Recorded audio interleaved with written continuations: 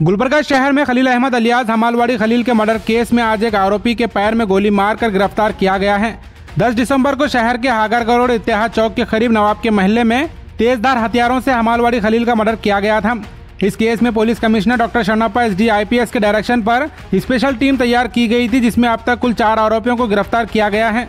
2 दिन पहले नजमुद्दीन चप्पल सत्तार और रिजवान नामी 3 आरोपियों को गिरफ्तार कर जेल भेज दिया गया है और अभी मिर्जा कौसर बेग नामी आरोपी को पैर में गोली मारकर गिरफ्तार किया गया है। इस मौके पर पुलिस कमिश्नर ने मीडिया से बात कर कहा, इस केस में स्पेशल टीम बनाई गई है, जिसमें ACP Rajanna, university police inspector Sushil Kumar, ग्रामीण पुलिस इंस्पेक्टर संतोष सर और दीगर ऑफिसर्स मिलकर दिन रात मेहनत कर आरोपियों को पकड़ने में लगे हैं।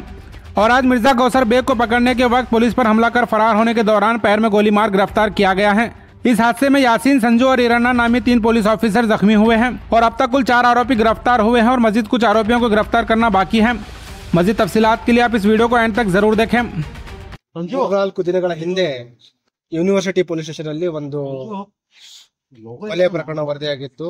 ಅದರಲ್ಲಿ ಪ್ರಾಥಮಿಕ ತನಿಖೆಯ ಪ್ರಕಾರ ಏನು ಈ ಸೈಟ್ಗಳ ವಿಚಾರಕ್ಕೆ ಸಿವಿಲ್ ವ್ಯಾಜ್ಯಕ್ಕೋಸ್ಕರ ಗಲಾಟೆ ಆಗಿರುವಂತದ್ದು ಬೆಳಕಿಗೆ ಬಂದಿತ್ತು. ಆ ಹಿನ್ನೆಲೆಯಲ್ಲಿ ನಾವು ವಿಶೇಷ ತಂಡಗಳನ್ನು ಮಾಡಿ ಆರೋಪಿಗಳನ್ನ ಪತ್ತೆ ಹಚ್ಚಲಿಕ್ಕೆ ಅವರಿಗೆ ಕೆಲಸವನ್ನು ನೀಡಲಾಗುವುದು.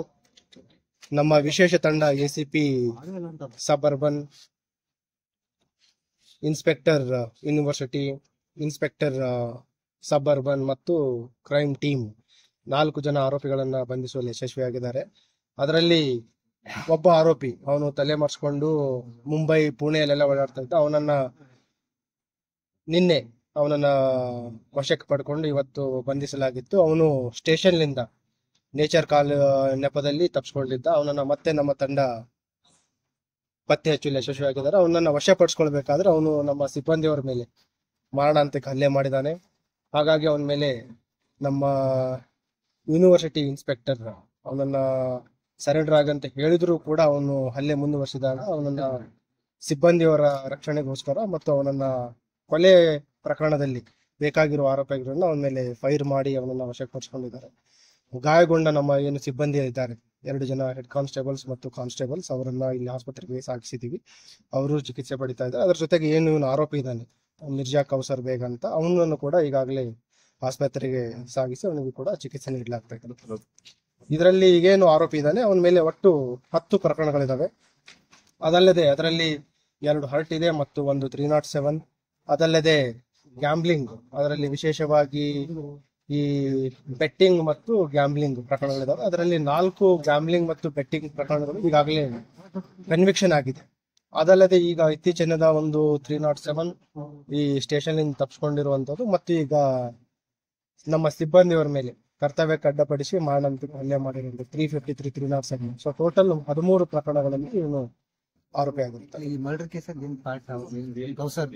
ಪಾತ್ರ ಈ ಒಟ್ಟು ಇದರಲ್ಲಿ 6 ಜನಗಳ ಆರೋಪಿಗಳ ಒಂದು ಭಾಗಿಯಾಗಿರುವಂತದ್ದು ತಿಳಿದು ಬಂದಿರುವಂತದ್ದು. ಇದರಲ್ಲಿ ಬೇಸಿಕಲಿ ಲ್ಯಾಂಡ್ ಗ್ರಾಬಿಂಗ್ ಇರುವಂತದ್ದು. ಈ ಆರೋಪಿಗಳಿದ್ದಾರೆ ಮತ್ತು ಮೃತನಾಗಿದ್ದಾನೆ. ಇವರು ಕೂಡ ಏನು ಡಾಕ್ಯುಮೆಂಟ್ಸ್ ಇರಲಾರ್ದಂತ ಸೈಟ್ಸ್ ಗಳಿಗೆ ಕಬ್ಜಾ ಮಾಡುವಂಥದ್ದು ಮತ್ತು ಅದರಲ್ಲಿ ಯಾವ್ದಾದ್ರೂ ದಾಖಲಾತಿಗಳು ಅದು ಸರಿ ಇರಲಿಲ್ಲ ಅಂತಂದ್ರೆ ಒಂದು ನೋಟ್ರಿಗಳನ್ನ ಮಾಡ್ಕೊಂಡು ಅಲ್ಲಿ ಸಿವಿಲ್ ವ್ಯಾಜ್ಯಗಳಲ್ಲಿ ಇವರು ತಲೆ ಹಾಕುವಂಥದ್ದು ಇಲ್ಲಿವರೆಗೆ ತಿಳಿದು ಬಂದಿದೆ. ಈಗ ಏನು ಆರೋಪಿಗಳನ್ನು ಬಂಧಿಸಿದ್ವಿ ಅವರನ್ನ ಪೊಲೀಸ್ ಕಸ್ಟಡಿ ತೆಗೆದುಕೊಂಡು ಹೆಚ್ಚಿನ ಒಂದು ವಿಚಾರಣೆ ಮಾಡಿ ಮುಂದೆ ಏನು ಇದೆ ಅವ್ರದ್ದು ಪ್ರತಿಯೊಬ್ಬರ ರೋಲ್ ಇಂಡಿವಿಜುವಲ್ ಆಗಿ ಮತ್ತು ಈ ಘಟನೆಗೆ ಇಮಿಡಿಯೇಟ್ ಕಾರಣ ಏನನ್ನೋದ್ರ ಬಗ್ಗೆನೂ ಕೂಡ ನಾವು ತನಿಖೆ ಮಾಡೋಣ. ಈಗ 3 ಜನದ ಬ್ಯಾಕ್ಗ್ರೌಂಡ್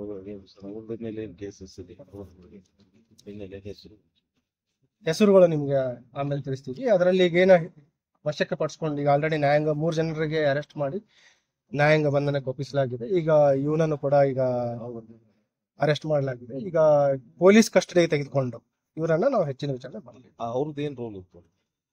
ಬೇಸಿಕಲಿ ಈಗ ನಮಗೆ ತಿಳಿದು ಬಂದಿರೋ ಪ್ರಕಾರ ಇವರೆಲ್ಲ ಒಂದು ಗ್ಯಾಂಗ್ ಮಾಡ್ಕೊಂಡಿದ್ದಾರೆ. ಒಂದು 6 ಜನರ ಒಂದು ತಂಡ ಮಾಡ್ಕೊಂಡಿದ್ದಾರೆ.